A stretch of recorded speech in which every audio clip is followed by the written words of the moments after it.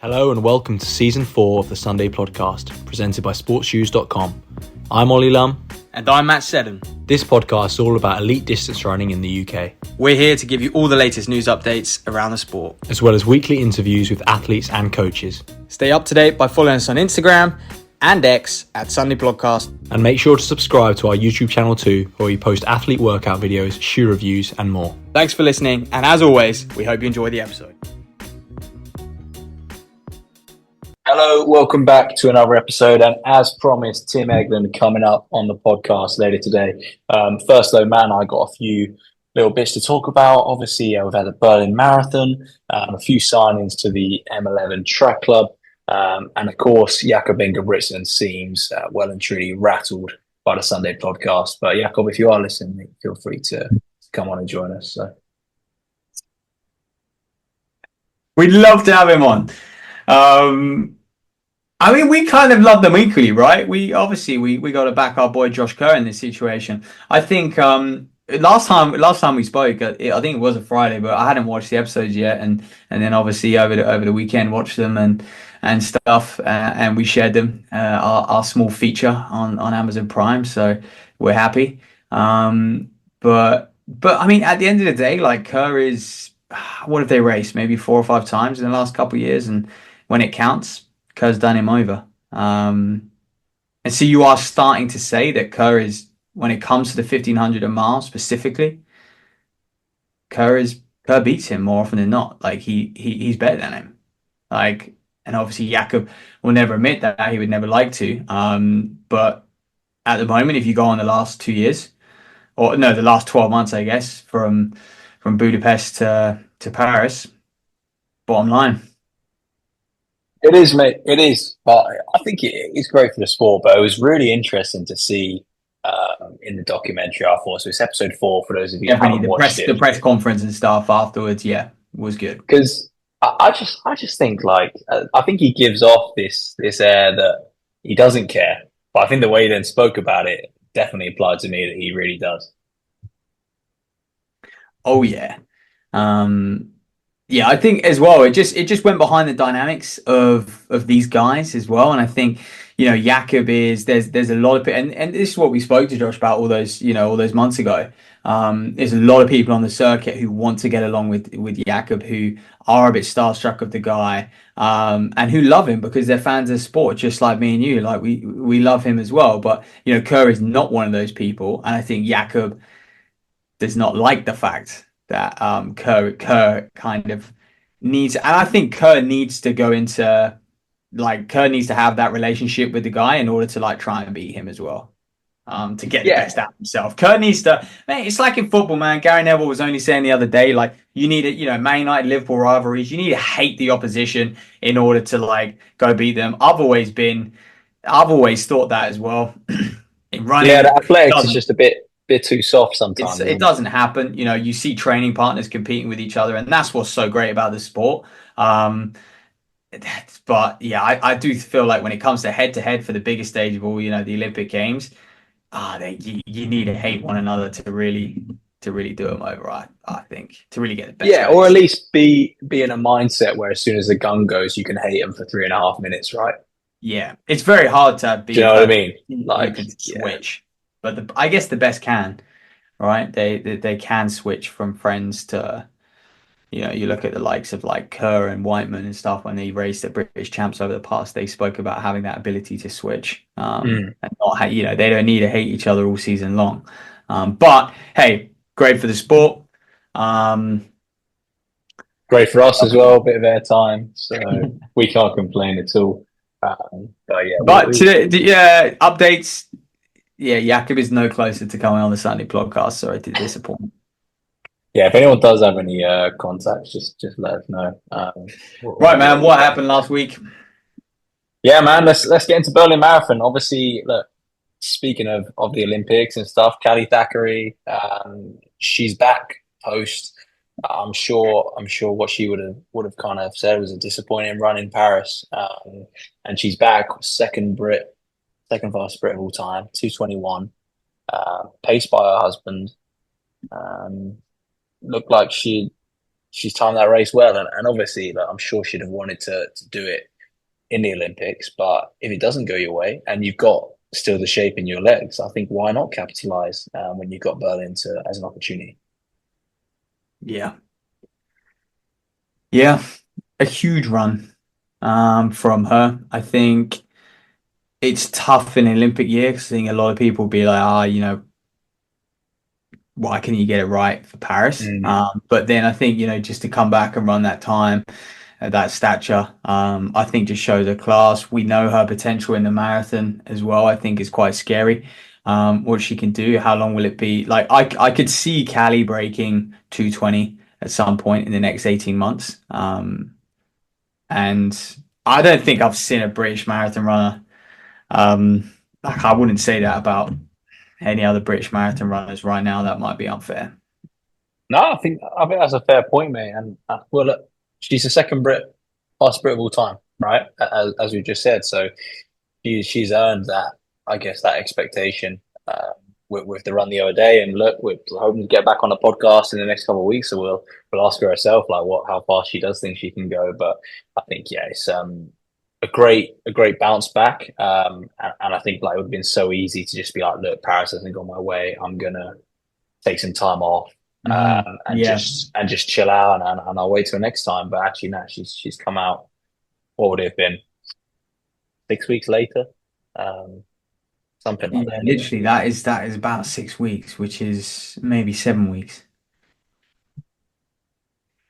Fair enough. But yeah, I mean, for that reason, actually, I struggled to get up for the Berlin Marathon.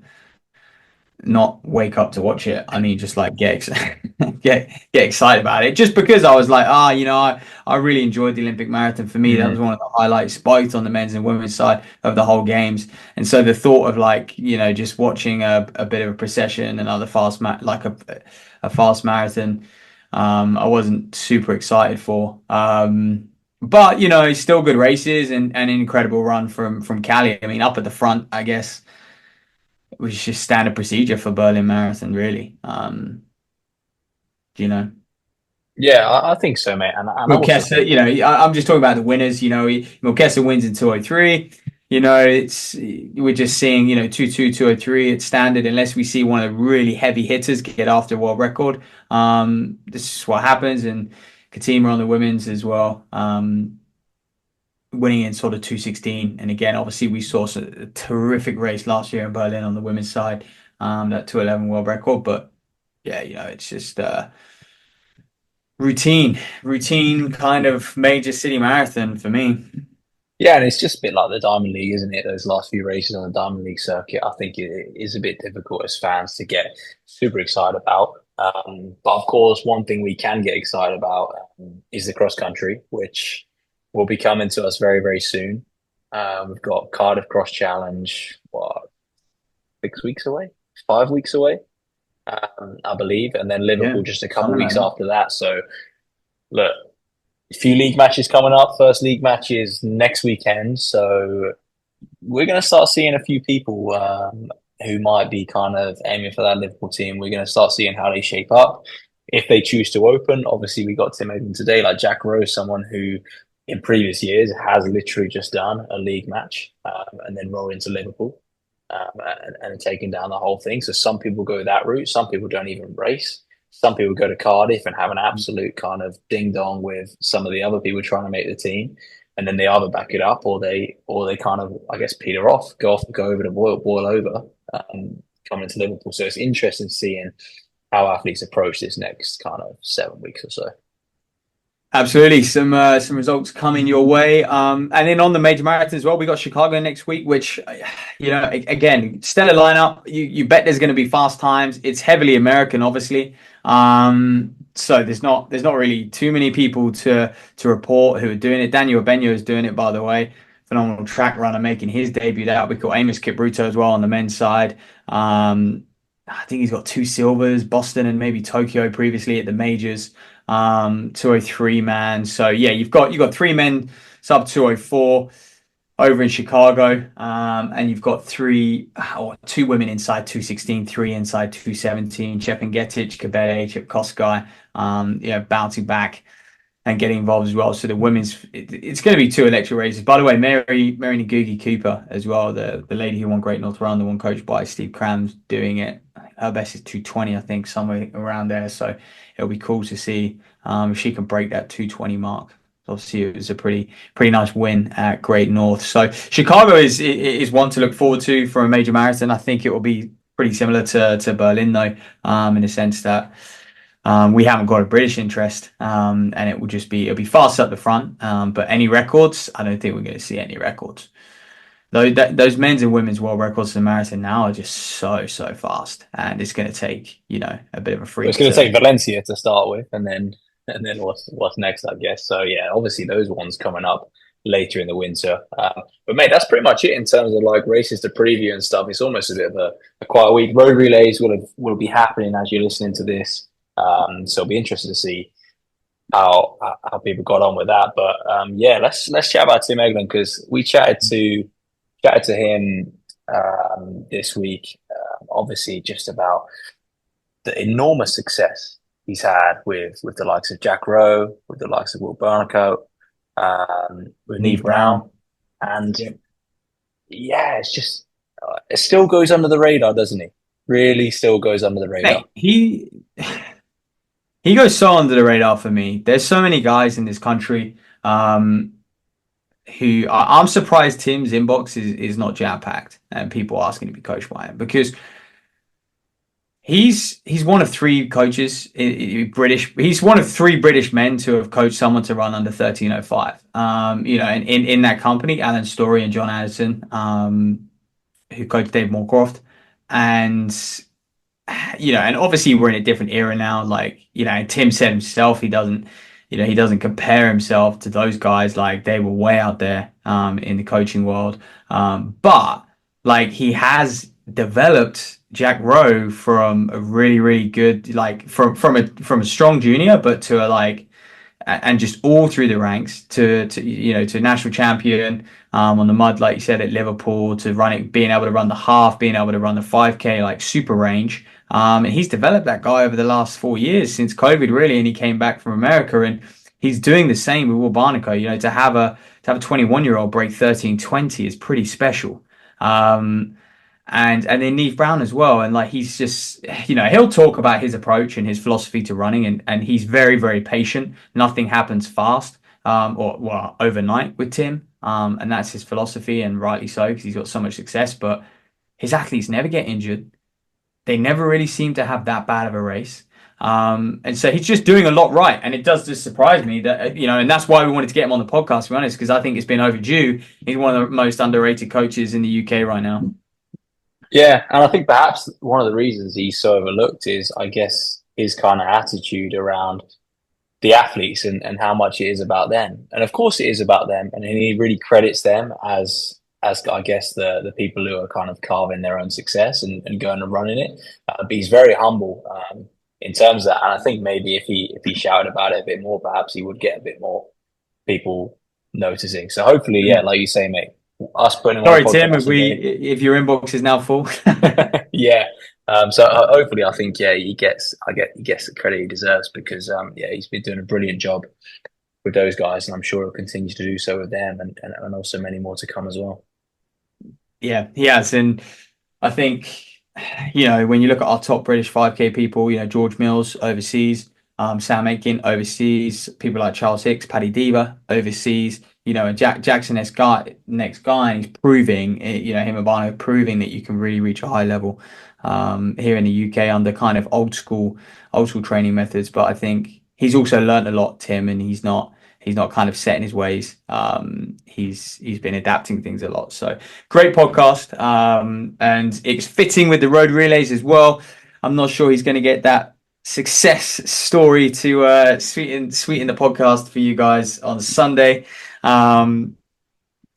don't think Aldershot are going to win that, but I'm sure he's hoping. And of course, the women, though, they'll probably win, and he is the women's team manager as well. So it's fun to hear his sort of how his coaching journey started as well. But mate, that's pretty much it. I mean, a little bit of news. I guess everyone would have seen by now. M11 Track Club gets stronger. It sounds like this is really when M11 sort of started forming last or like, when did they come out with that name? I don't know, but I almost thought like it was just an Instagram account, but it seems to be that this is like a legit professional club now.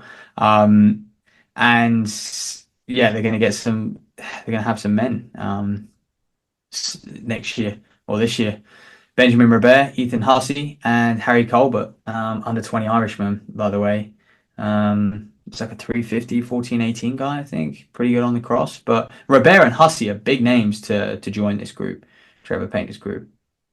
Yeah, and it does make sense. Like, it does make sense for someone like Hussey to go over there. And I guess similar to what you're just saying about Tim and making it work in the UK, I guess it's nice to see him not thinking, oh, I need to go overseas to get the right training program. There's world-class groups in the UK. There are world-class coaches in the UK. So let's make the most of them. So yeah, I guess that's the news. But enjoy this episode with Tim, and we'll catch you very soon because we have got a whole host of guests lined up. We recorded with one today, and we won't tell you who, but yeah, we got a whole host of guests coming up in the next few weeks. So look forward to those. We'll catch you very soon.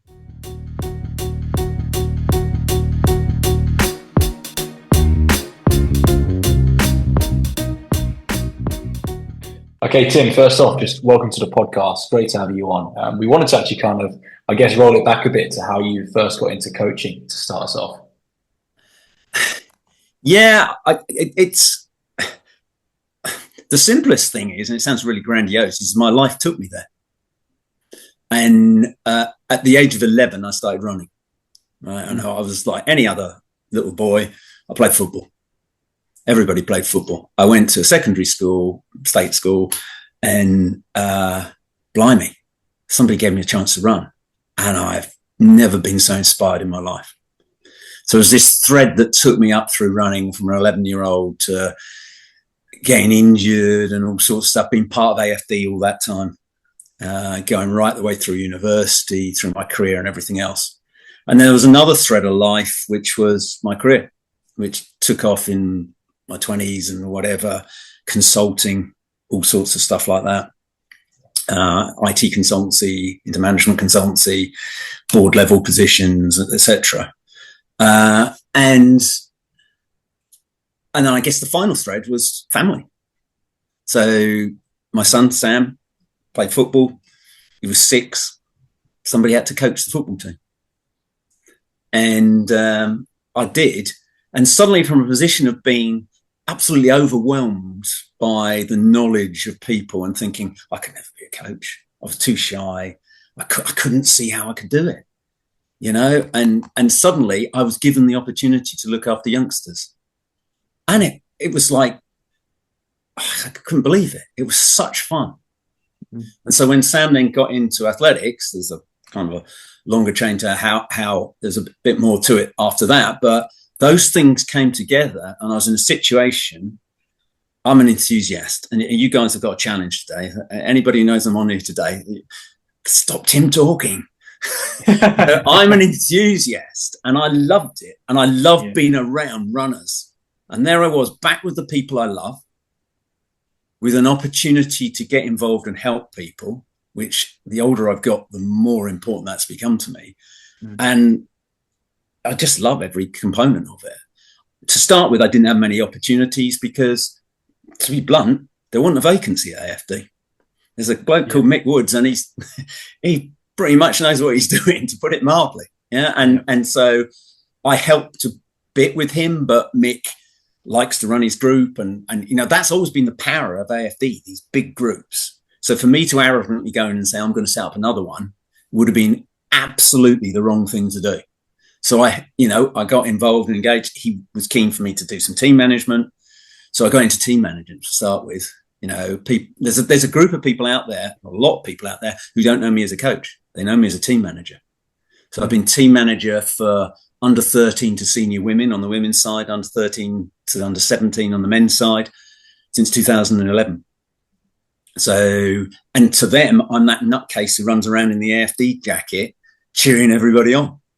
And that's what they know me as. Mm. But that was my opportunity to at least do some stuff that was coaching related.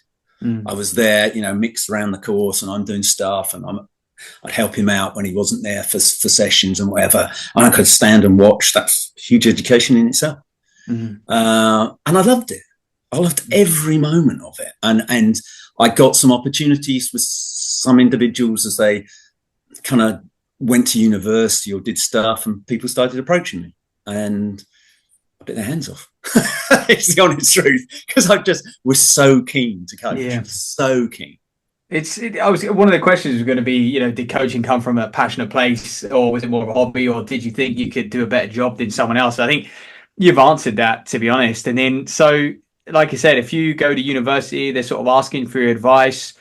You were super keen to get involved. Were you worried about treading on people's toes? Were you worried about how it might be received? Because club politics you touched on a little bit, is a tricky place, because especially for a volunteer as well. Yeah. For me, I had a huge advantage, right? As an 11-year-old, I turned up, and there was this senior athlete called Woods, right? So I'd known Mick since I was 11. So in terms of politics within the club, Mick had been a senior while I was a kid. He'd been a team manager as I started getting into senior athletics. I raced against him in senior athletics. We had a history. And I've got huge respect for Mick. And when I first started getting involved, I said to him, look, I'd like to help out with coaching. And he said, look, it works because I do it. And I said, look, from the start, we had an agreement right away. I said I would not coach people in the AFD environment. I would not tread on his toes, do stuff, because I touched on it just now. It felt like an ego trip for me to do that. Right. So when people came, that's why it's always been people coming to me. I've never approached anybody to coach them. So I don't tread on anybody's toes because they come to me. And it was people kind of around the edges who came through, I built a relationship with, and they came to me. And I got to know a lot of people. People would come and chat to me, seniors down to the youngsters and whatever, parents as well. Because there was a lot, when Mick's got a huge group, he likes to deal with the athletes. I would deal with the parents. So there was always a role there for me. And we worked together doing it. And we've worked, I'm proud to say, I think of him as somebody I've worked really closely with. And you've had him on. There's just so much you can. But yes, I've always been conscious that for me, I'm in it to help the people. So if I'm making their life worse by getting in the way and being an aggravation to create bad relationships with other people, I'm not helping them. So I'm not going to do that. Yeah, that's my passion, is the people, and I want to help them. It's just great. How can it be better than finding who are the most enthusiastic people on the planet? Youngsters. And youngsters who found a sport they passionately love. It's just brilliant to be around them. So, yeah, I wanted to do more, but I waited my time. And, people like Jack came just as he was going off to the States. I'd known him for a while. And that was all great. He came, it was just at the end of St. Mary's. He was going to go off, and I coached him for 3-4 months. It's been quite a long journey, because actually I was looking at it the other day. When he first came to me, he'd run 14:38. Yep. That summer we got him down to 14:10 in a thunderstorm in Houston. 15 seconds off while he was in the States. And then the rest of it down to 13:04 we've done together. So that's been from 14:38 down to 13:04, and it's been a hell of a ride. It's been such fun. Yeah, and I'm sure we'll get into a bit more kind of on yours and Jack's relationship. But look, you mentioned kind of really enjoying the youngsters, wanting to help people. At what point did you start to kind of realize or believe that you could be coaching at this elite level, this high performance level that Jack is at? Again, it evolved through life, Ollie. It's part of me didn't coach early on because I saw such fantastic. The coach at AFD when I was there, people unfortunately have forgotten his name almost. A guy called Ron Stonehouse. He took Christina Boxer from an 11-year-old to run 2 minutes for 800. First woman to run sub 2 minutes in Britain, ran 4 minutes flat. I saw people like that and thought I could never be that. I think what happened was it's progressive. I got involved with the youngsters at football and then in the club. But I also found that when I interacted with people, they listened and I had a contribution to make. And they came back to me. And so I could see things. I'm a very analytical person. I plan a lot, and I could see how things came together, and I could see things that I could bring to that party. I couldn't know at that stage how well that would happen and how where that would take me. And I think that first few months with Jack had helped a few people and nudge people in the right direction, but to put it into practice in a very short time frame made me realize, well, hang on, this does work. I have got something to give these people. I have got something that is of value. And that's, it's evolved from that. If you'd said to me then, oh, you'll have a 1304 guy, you'll have an under 23 who can run sub 1320, I'd have said, wow. And yet I'm here now and I'm thinking I can make them better still. And I know what I'm going to do. And it's an evolution. And I think that's really important. I try and get across to people in their lives. Your lives evolve. It's really important to learn as you go along. You're a sum total of your experiences. Those are really important. Learn from them. Take those bits into what you do. So to be an elite coach, to me, is part of that progression. And I've got here and I'm looking at it and I'm thinking, oh, what do we do to, what would turn 1304 into sub 30 minutes? What would turn a 21-year-old running 13:19 into somebody else to run sub 13 minutes? What would take somebody into elite 10K, a marathon? It's those things. I already know. I'm a big believer in you have a framework and a basis for things and you build out from there. And that's what I've got. And what I've built out is modules onto that. Some of that is a module that takes you to an elite level. Some of it is a module that takes you into really good club runner level. Yeah. And some of those things, most of them are the same, but there are tweaks and things, and different events are all different tweaks. But I think, Oli, it is about you get there. I cannot believe there could be a coach out there who arrogantly thought that they would start and produce world-class athletes. They're very different from me. Very different. Yeah, it's interesting. I mean, I just want to quickly talk about your coaching philosophy and you talk about those modules and potentially how it's evolved over the years as well. But you certainly strike me as someone who is a big believer in old school British distance running. You've come through that route yourself, studied at Cambridge and stuff. So, but how was that, kind of how have you took the best bits of old school British distance running and now kind of using it in the modern day with the likes of Rowe and Barnicoat? I think this is really the nub of my coaching, in essence, is when you say putting together the bits. I'm a huge believer in a holistic picture, right? And if I see people making mistakes, it's almost always because they magpie. They go and look at, oh, that bloke's done that thing over there. That's a really good session. Oh, he does a bit of double threshold over here. Oh, he does this. She does that. And they put together something that doesn't fit together. So my big thing is that holistic picture and bringing the bits together. Okay, that might be good, but it worked for them, but it doesn't work in the context of doing this. Yeah, how many people do you see saying, oh, they run their steady running so slowly? Oh, yeah, because they're doing their sessions so blooming hard. Or they run their steady running so hard. Oh, they're doing fewer sessions. It's that balance. To me, the key thing is bringing those bits together. And the core of the pie is an endurance base. I smiled when you said old school, because I don't even know what old school means. To me, it's always an evolving picture. But at the heart of it is a huge endurance aerobic base. It doesn't matter how you get there, what you do, and different people have different approaches for it. And they're all as valid as one another if they succeed. I don't care. I wouldn't knock somebody who does things differently than me. If it's working, it works.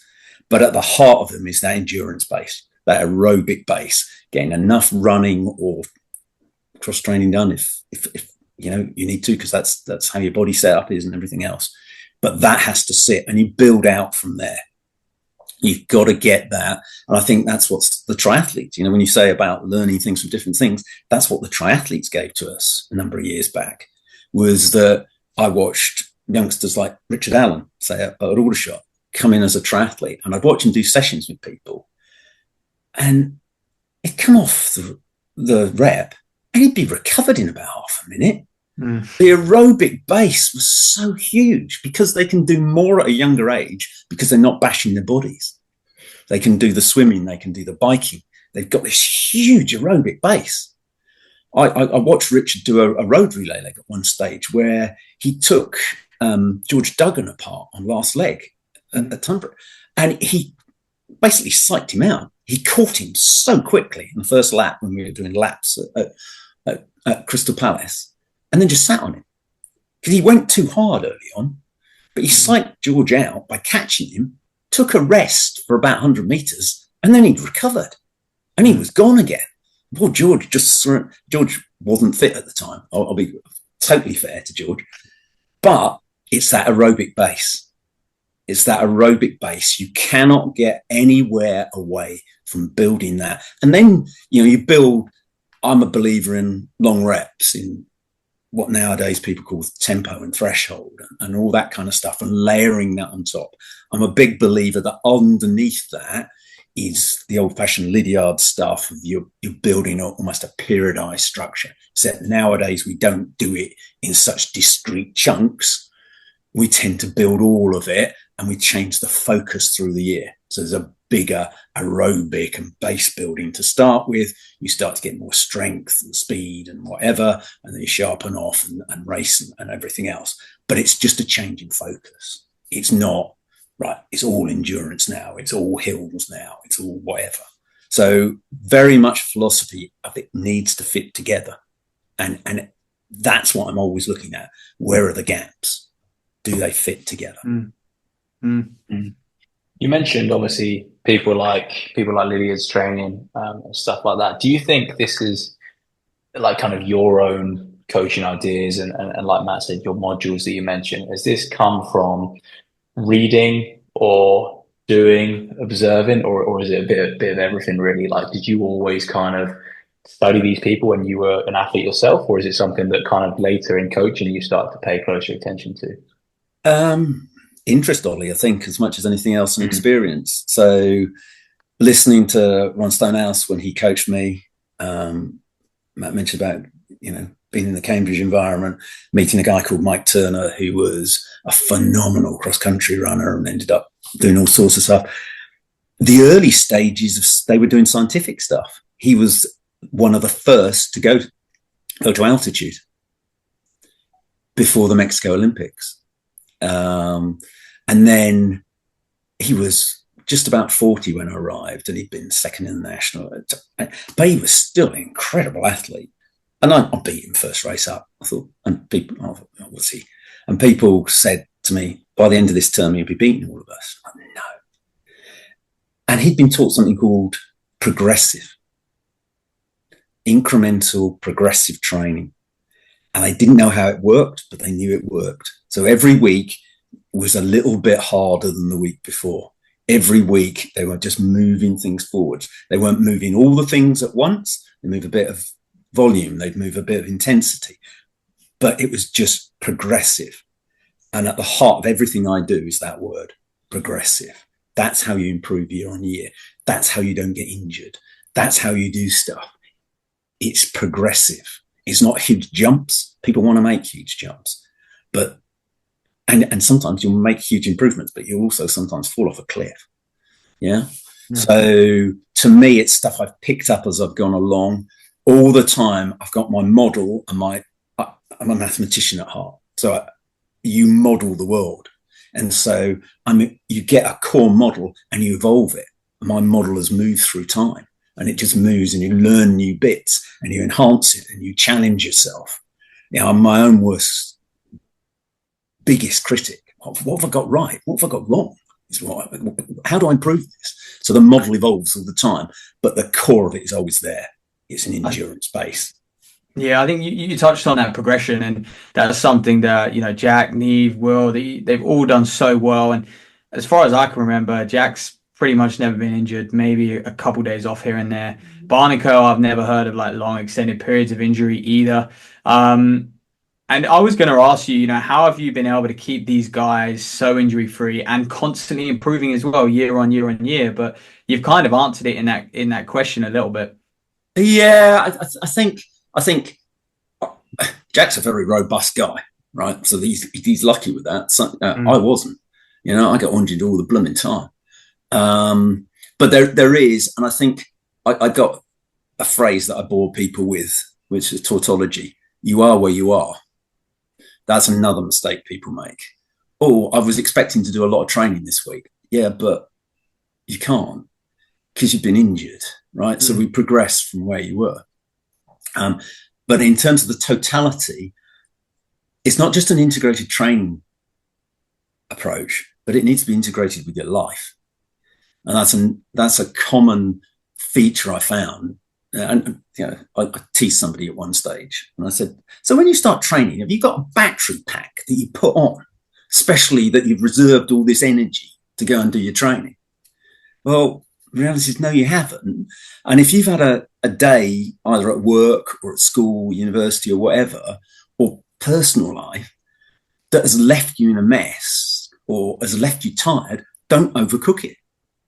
Do not, and I think quite often, and when I looked back on it, I got injured and ill because I was run down. I went to university. We talked the other day about the pressures in some of the university system. And I understood my coach, this guy that I looked up to, had written out every day's coaching for the whole of first term. And I was letting him down if I didn't do every day. No matter how knackered I was, no matter what was going on, I was letting him down. And I was ill all the time, because I just didn't take account of the change in my lifestyle. I didn't take account that I was having to look after myself. I'd never done any of that. And so I think being realistic about your circumstances, being realistic about how tired you are, integrating your running into your life is really important to me around the injury side of stuff, because that's where you get bitten. And a lot of my athletes will probably tell you that I frustrate them by telling them to stop or to do less. And it's because I am naturally cautious in those things. And you have to push the boundaries. You have to be tired, otherwise you don't improve. But you mustn't be run down to a state that, and it's just looking for those things. And you don't always get it right. They pick up and then being right on top of things, communicating regularly, having the relationship with somebody that they feel comfortable to tell you. The last thing a distance runner ever wants to tell you is that they've got a niggle or an injury, because it's almost like I did it. If you admit to it, it's real. If you tell somebody, it's real. Whereas if you keep it in the back of your mind and don't tell anybody, it's not real. It will go away. And it's having the confidence and having the strength of relationship that people will talk to you about those things. Because Matt, from your own coaching, people don't want to tell you. They don't want to tell you. Don't you find? Absolutely, mate. You have to pry out of them and just keep your senses. Yeah. And it's just, and so I think it's a lot of things, but it's being part of it and the incremental thing and learning each time. People have asked me, Jack ran 13:04 last year. Did you change his training? Yeah, we did. So why didn't, and the obvious question somebody then asks is, so why didn't you do that the year before? Because you could only do what you did last year because of the stuff you did the year before. And you could only do the stuff the year before because of the stuff you did the year before that. And that's what progressive means. That's that you're always looking to move forwards, and there's always things you're learning all of the way along the line. But you're a better, stronger athlete. You're building that platform. Jackie is a platform that he's built. And that's really, really important. Really important. Yeah, one thing you obviously mentioned then was kind of this idea of the coaching relationships you have with your athletes. One thing we wanted to ask you was, how do you manage to do this so successfully when largely you're coaching some of these guys remote? So I think about kind of Jack's not always kind of around, like so close to you.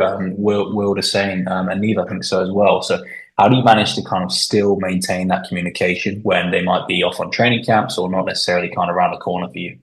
Yeah, it's a good question, and I think it is a challenge, but a huge part of why I do it is the relationships. So actually, when you've got a strong relationship, you can be detached. The difficult thing is building a relationship with somebody when you've never had that relationship to start with, and they're remote. So I've known Jack since he was 14, 15. I can tap in, I can, on the phone when we're chatting, on whatever calls, on messages, I can read between the lines. I know what's there. Niamh I've known since she was 13, 14. I didn't coach these people. I was their team manager at that stage, but they would come to me, they would chat, we'd do it. And so I've got to know them. I know the touch points. And for me, that's that's a huge enjoyment to watch these people growing up as people. So I know them as people as much as I know them as athletes. And so that's important to me because that's part of the love of what I do. I remember when Charles Van Comeny was head coach for the 2012 Olympics, and his coaching philosophy was totally different. You've got to be completely remote from these people. You mustn't get close to them or whatever. These are people I've watched grow up like that. They're people I care about. And so the relationships that I've had people come in separately that I've got to know through time. And it's just, there's no substitute for spending time and just chatting to people and being there for them and everything else. You build relationships quite often through the difficult times, when it's not when everything's going well. It's what do we do now? Why's that happened? And sometimes through the difficult times in their lives as well as they're running. So I try hard to that because people sometimes find it hard to understand because I talk so much. I am incredibly shy. So I find it hard to build relationships. But because I find it hard to build relationships, I've had to learn how to do it by working at it. And so I've worked at it, and I've worked hard at it because I know I have to do it. And so it is important because, as we touched on, there's so many different, I need feedback, and I need to, and I want to know that they're enjoying it. I want to know that they're having fun. And that is really, really important. It's more difficult when you don't see people as often, or you haven't known them as long. But the majority, you soon get into it. And I think one of the great things about our sport is we're all very alike. I couldn't believe it the first time I went abroad and I went to the States on a combined universities tour, and I just met Americans, and Americans are always outgoing, but it was the runners. We just immediately were the same. We could just talk to one another. Yeah. And you've always got that. You've always got that. And I always say, I'm back with my people. These are my people. And it's a privilege to be around people. I just love it. Sorry, but it's, no, that's a good, it's so true. It's so true. And I think that's why you go down any club and automatically people are bouncing off each other, aren't they? But I think, another thing on the remote coaching is not only have you successfully kind of navigated it, but you've also navigated quite a few moving parts where, when it be Jack at altitude camp, maybe he's training with a different group out there. You're able to sync him in, and Barnicoat at Birmingham as well. You're able to sync them in. And I think, so how have you kind of successfully done that without maybe getting frustrated, or because I'm sure there's been temptation on their side to, pitch ideas to you, and you've obviously had to kind of think about it, give them the nod, or, say no this time. So, I covers 2 or 3 points all in one there that are really important to me. I believe I know what I'm doing. I believe I know the models and how things are going to fit together and everything else, but I'm not arrogant that I believe only precisely every dot and cross in my training is the only way to do things. I'm a huge believer in people training with other people. I think that's been the AFD success story, if you like, from when I first joined. First national I went to, I saw the first AFD athlete come 100th in the senior man, right? And that was the first time we'd ever had anybody in the top 100, right? And all of that came from groups training together, mixed ability, mixed ages, male, female, right the way through. So I believe people get stuff. So if Jack's at altitude and there are other people doing stuff, quite often, and particularly during the winter, what people are doing is very, very similar. You know, if we can do stuff and we can fit stuff together and make it work, and most coaches are quite happy to have that relationship because they know I'm non-threatening. I'm not going to come in and try and take over their group or anything like that. That's not how I operate. People come to me. I don't go to them. Yeah. And so I'm really relaxed about people getting involved. I work really closely with Dean Miller up in Birmingham for what Will's stuff's going. As much as possible, I want Will to train with the university. Last year, it was really hard. Post-Christmas, he was getting ready for the Worlds. And the Birmingham lot all stopped doing cross-country way before. So he had to do a lot by himself. Still tried to get him to do as much as he could.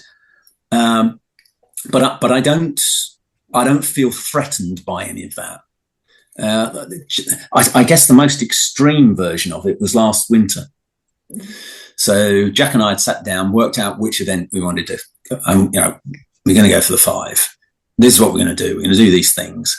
We built a humongous base through him doing 3 half marathons in something like 5 weeks or whatever, and vitality thrown in there because he needed to pay the bills and whatever, and it fitted and he was running well. We did some stuff pre-Christmas, made a late-ish decision to pull out of Liverpool, but we're already starting to do some track stuff, got him sharp outdoors. He did some great things and helped out with Joe Wickfield, did a couple of sessions with him, trained with Will when Will came back for a session. And then he went to the States because we wanted him at altitude. We wanted him nearby Boston because we wanted, or in America, basically, we wanted him to be able to choose the right week for Boston to go and do the right one. And because of his Puma contract, and Puma have been fantastic to both Jack and Will, done brilliant things for both of them, he was able to hook up with Alistair Cragg. And I knew that we were going to do that. I knew that if he was going to get the most from it, it was going to be, I knew Alistair's stuff was a bit different than what I do. I knew if we were going to get the most out of it, I was going to have to tweak a little bit around the edges and do whatever. But if he was going to get the most, he needed to dive in a bit with them as well. So some of the stuff was different, but it was in the right ballpark. And he was training with Paddy and the group there, Paddy Diva and all of that. And so we kept some things back. There were certain sessions we did where we said, no, you're going to do this. But as much as possible, we built this platform where he was just ready. He needed the final knockings of stuff. And to be with a really strong group in the environment was the right thing for him. Absolutely the right thing for him. And he flourished in that environment and ran really well. Unfortunately, got COVID having done the 5K and the 10 didn't go so well. But yeah, I think that's the most extreme where I've done it. And the great thing I've done is I'm a big believer in the development of people. Right. And right from a very young age, I would take some of Mick's sessions occasionally. And if he was away at the Eurocross or whatever, and I'd say to people, so what's this session mean? Well, you've got an 800 there all by itself, with 400 either side of it. What's going on that side? Oh, perhaps I meant to run that one quicker. Yeah, you meant to run that one quicker. Why do you think you meant? And so helping people understand. So it's not just that I've got a view for how all the bits fit together. My athletes understand that. And from a very, very early stage, they need to understand what we're trying to, because it's not my training. It's not my running. It's theirs. I'm in there facilitating everything else. They have to understand. And because they understand, I trust Jack to turn up to a session where we might be doing what mine set or somebody else set, and somebody changes it, and he will change it because he knows what we're doing, or he'll keep bits of it because he knows what we're doing. I want athletes who are self-sufficient, who understand. So that's a huge, huge part of my philosophy, is that I want, it's great because it plays to I want them to develop as people. I'm giving them life skills to understand how to pull things together, how to get the big picture. And once you've got the big picture, you can fill the detail in. The session is just detail. Yeah. And so it's really important. So they have an ability, Jack will understand, all right, I'll dial off this one because I'm not feeling so great today. We only wanted one harder workout this week. That's not working. Or this is a harder one. That's not going quite as hard. I want to push on. I'll do an extra rep on it or something like that. 90% of the time we're doing exactly what's set out, but he needs to be able to do that. He needs to be able, and Niamh through the years, she would never have dreamt of doing it when she was a young girl, but she's a very capable young woman, and she understands what we're trying to do. The others will do that. And I don't give race plans that say, 563 meters kick. We talk through scenarios. We talk through the types of races that might happen. We talk through what decisions you might make. They have to be strong enough to make those decisions. They have to be capable to make those decisions. You cannot spoon feed things. You will not become an elite athlete with stuff spoon fed to you. Yeah, you have to be able to start taking it. Yes, I'm there. Yes, I will give them all the facts. Yes, I will give them my opinions. But at the end of the day, it's their running. They'll make decisions. And they have to be able to do that. Otherwise, you can't be an elite athlete. You just can't. I hate to see this kind of, I'm kind of complete anti to the Fergie type football coaching. I don't throw things at people. Yeah, there's no cups on the sideline when I'm there. If they want to do it, they'll do it. I'll tell them what's best. If they choose not to do it, well, they won't compete as well. Yeah, if they get it wrong. But a lot of the time, they'll come with good ideas. So, I actively encourage people to come with the ideas. It's not, some don't want to hear that. I want to hear what they think, because it means they're thinking about their running. They might have got it wrong, and I'll help them understand what's right and what's wrong. But it's hugely important to me that they are capable athletes and capable human beings as well. Does that make sense? Yeah, absolutely. And I think just following on from that, take someone like Jack. How long do you think it took him to, I guess, adjust to this way of thinking about his training? Was he someone who was, I don't know, when we've spoken to Jack before, he kind of is almost a student of the sport himself. So I'm sure he had some of his own ideas. But at what point did you think this relationship is really starting to flourish in the way we were both working together? Quite early on with Jack, because that's his personality, that's his style. And I think even when he came to me, as I say, in that very short period before he went to San Francisco, he came because of that. A lot of the ones who've known me through time have come because they know that's how I operate. They know that's how I work.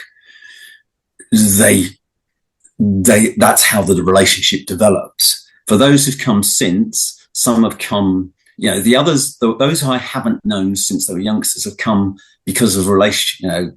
Dan Jarvis came to me through COVID, and it was because he was training with Jack, and I think it was just he wanted to do Jack's training. But to start with, it was different. But we learned to work together. Dan's a very different personality,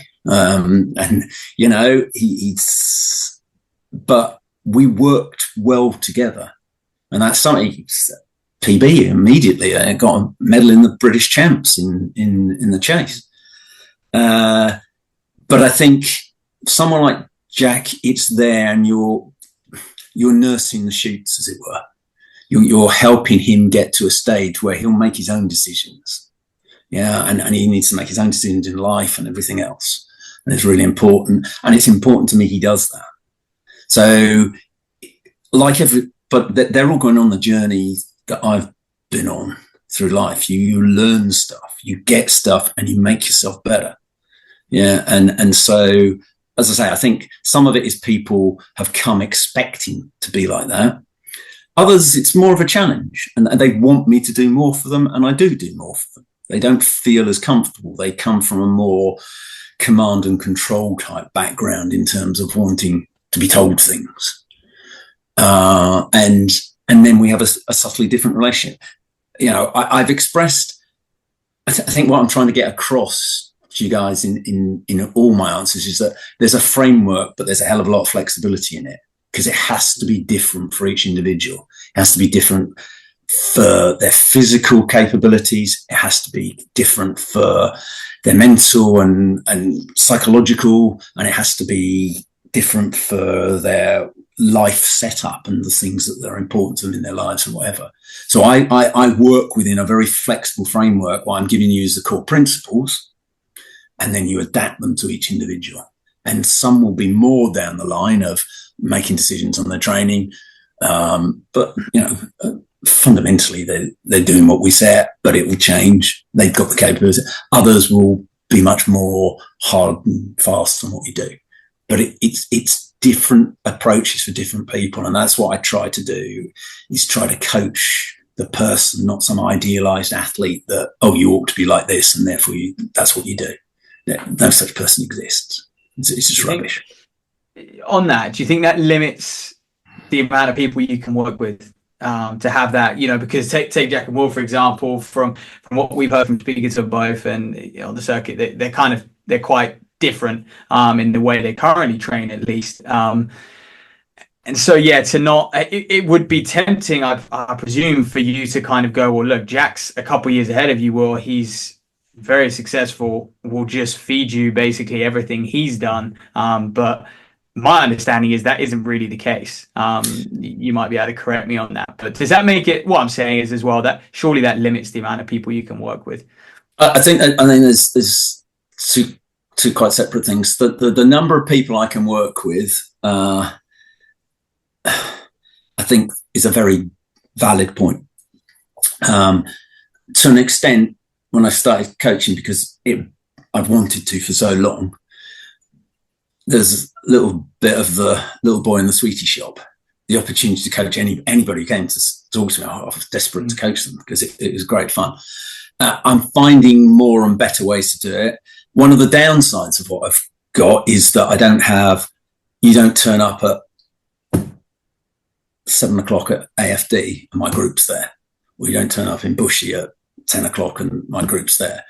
So that's more of a limitation of not being able to pull a group. If there was more of a group structure that I could do, then that would enable me to increase the numbers. When I say they're each individual, actually, if you look at it, a lot of them train together because I want them to train together when they've got an opportunity.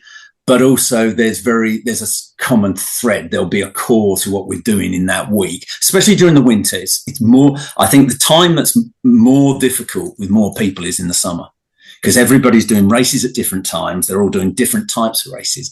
What you do through the winter is pretty damn similar. Yeah. Yes, there's a limitation, but there's a limitation on numbers anybody can coach. In reality, if you're going to do it properly, nobody can coach an infinite number of people. It just doesn't work.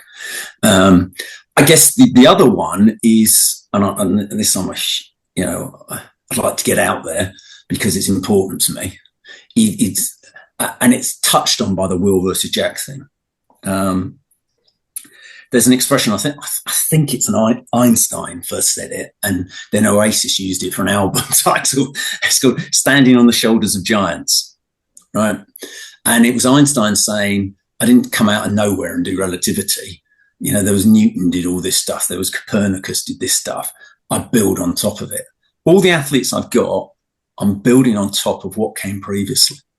And I'm always really negative when I see people slagging off previous coaches and whatever. The athletes I've got, I'm hugely privileged to have great people to work with and people who've been really lucky with the types of people they've had as coaches before. So I'm building on top. So I don't immediately say, right, forget what's gone before, bang, you do this. So Will is going along the same path. It might not quite seem it to people from the outside, but he is getting to the same path as Jack, but he started from a different point. Even though there's a similar output. There's a guy called Trevor Raggett who people don't know of as much, but the man got phenomenal numbers of people into the sport and took them to a high level. I know there's a lot of AFD people. He did stuff at Windsor. He moved his group between AFD and Windsor a few times. Both Jack and Will started with him. Trevor got Will all the way to, well, I started getting involved in the year before he went to university, because Trevor asked me to do some longer. Trevor always stopped coaching people as soon as they were getting to senior ranks, and he would take them through.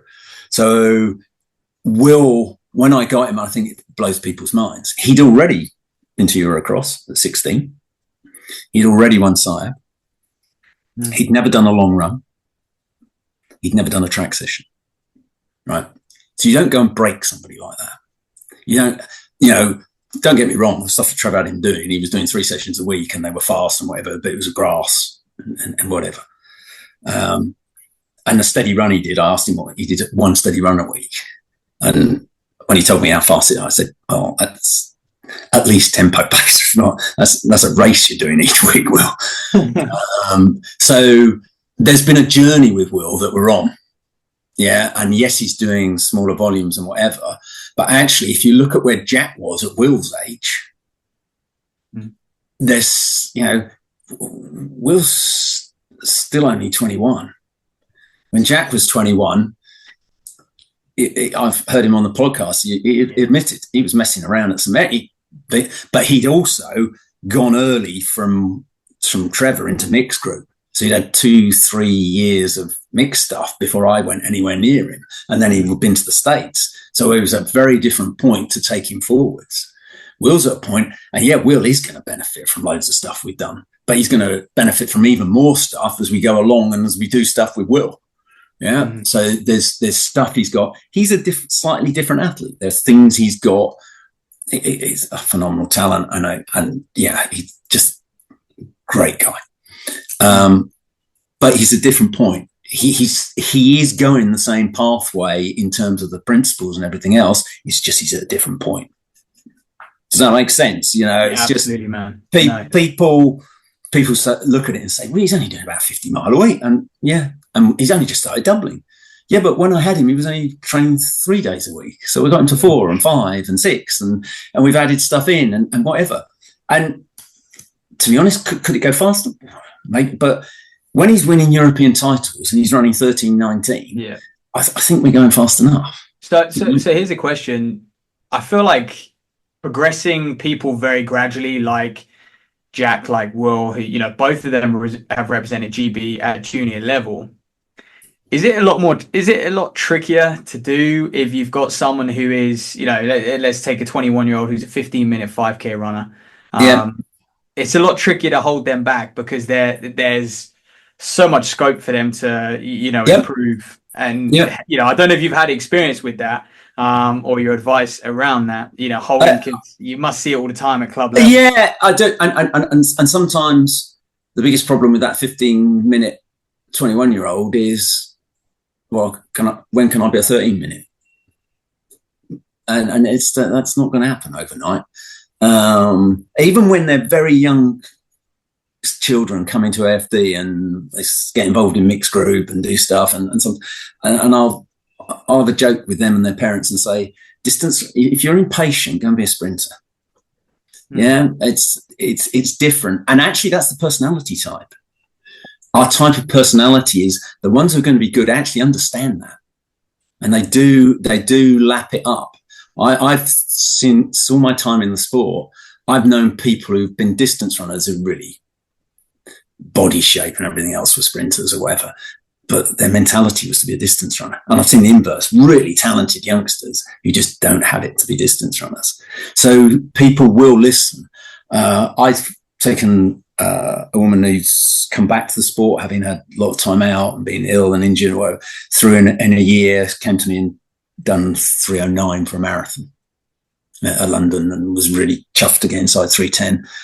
Harriet Preedy, She's now this year at London ran 2:48 a year later. And if anything, yes, it's been more intense and whatever. It's not a huge increase on what she's done in volume stuff. And I think she was kind of expecting that, but we're taking her on a journey that's there. The low-hanging fruit is there quite quickly, I find. Even with the 15-minute 21-year-old, you'll look at it, and actually, if you do the right things and get the right things right, those improvements will come quite quickly anyway. You don't have to throw the kitchen sink at them. There is no point throwing the kitchen sink at them. They just have to trust that process. And that's a big thing. I am always incredibly flattered when somebody asks me to coach them, because you're taking they're asking you to help with the most important thing in their lives. Yeah. So for them to trust me that I'm going to get it right, that's a big ask. Whether you're an elite, right at the elite level, or really good club runner, trust that I'm going to get them there. I have to earn their trust. People you don't give trust in life. It's a hard thing to earn and a really easy thing to lose. Yeah. So I have to, and what's useful is I can drop in examples. I can drop in names of what's happened and say, look, they didn't get there by being silly. They didn't get there by jumping all at once. Some people will jump more than others and whatever. But the ones who make the mistakes are the ones who try to go too quickly. Yeah, and there are examples of people who go from nothing to everything very quickly. And you have to recognise that and take that opportunity. But a lot of the time people want to go too quickly. Yeah, and you just have to help them. But yeah, it's really important to me to have people who I've known since they're kids who I genuinely care about, then say to me, will you help me with my and coaching me? It's just, wow. That to me, that's living the dream. What it's just brilliant. Why wouldn't I be inspired? And so that continual, and it's interesting, Mick has never let go coaching youngsters. Ron Stonehouse never coached anybody outside a club environment. Took 3 people to the Olympics, medalists, Commonwealth champion, et cetera, et cetera. But that refresh each time of the enthusiasm that's coming through, those people coming through, all that stuff coming through, that energy you get from it. I get energy back. I give energy to my athletes and it comes back in spades. Yeah, it comes back, and it's tiring sometimes. It's very tiring sometimes. Matt, it's just, but I wouldn't be any other way. No. It's just, your dad still helps people. You're doing stuff, it's something it's hard to let go of. It really is hard to let go of. It's a drug, and it's just, it's a very healthy drug. Absolutely. And Tim, I think that's a great point to end on. But just finally, and I think I know the answer to this, who's gonna win the road relays this weekend? Well, yeah, there you go. I'm team manager for the women. So we've got decent teams out for the women. The men's, it's always more challenging with the men because we've got a lot of people with other things they need to do in there. And it's harder for us. We're not an environment that naturally has a lot of people move to Aldershot for work. So if you look at our teams, particularly on the men's side, they're either ones we've grown up, the Jacks of the world, the Wills of the world, or they're ones who we acquired kind of when they coach them, particularly in a university setup. We have very, very few, unlike a Leeds or a Belgrave or Cambridge or Highgate. Some of those have youngsters coming through, especially in Cambridge and whatever. But they have people move to the area. So I think the men, I think I'd be going out on a limb to say I think the men are likely to win. But Leeds are always so powerful on the men's side. They've just got such depth these days. They are. They're hard to work. to be. Yeah, I think one thing I just wanted to ask you as well before we finish up is, has it got harder for not just the likes of Jack and Will, but also just everyone to, I guess, immerse themselves in the club system? You mentioned there about, you're not getting many seniors down at AFD anymore. Is it getting harder? I wonder what the landscape's like at AFD. Yeah, it is, and I think it is and it isn't, because especially if they've grown up through the club system, it's a buzz to be national championships. It's a buzz to be there, so they will still come back to it. On the other hand, they have other priorities, and that's the difficult thing. It's that balance between, some of them got to earn a living, let's be frank, and it's getting that balance right. I think a lot of our seniors are a bit like my coaching. They're dotted around the place. So they've been youngsters and they've now moved somewhere else. So they might be in the St Mary's area, they might be somewhere else. So they don't get together quite so often. So that's the harder thing to get, I think, is getting that together. That's more difficult. Mike Boucher does a brilliant job at keeping everybody in line and getting them all together and enthusing them and everything else. So yeah, and again, another massive enthusiast of the sport. So it is harder, but we will consistently put decent teams out. And at the moment, we've got another generation coming through. We've had some phenomenal juniors coming through. James Dargan's gone off to the States, but Joe O'Connell and all those other lads coming through, you'll see on Saturday, our teams, our A and B teams, are chock full of those guys and that generation. And that's really exciting, because they're really excited to be doing that. So we'll always have that refresh of folk. And then if we can top it up with a Will or a Jack, or Ben Bradley's running Saturday and stuff like that, you top up with people like that, you're always going to have a decent team. Occasionally you have a really stonking team, and it'll come together. But we'll have a great time on Saturday, whatever happens. And I'll run around like headless chicken as usual, trying to support everybody at 15 different places, especially now they overlap the kids' races. It's just, it's chaos. Yeah. Well, good luck. We'll have a great time. Absolutely. All right. Well, thanks so much for chatting to us, Tim. Much appreciated. Yeah, and thank you for having me on. It's been great fun. Thank you. I really enjoyed it and enjoy listening to all the things you boys do. And it's important we've got somewhere like this for people to come to and listen to on a regular, did you hear what happened in the pod today? So massive credit to you guys as well.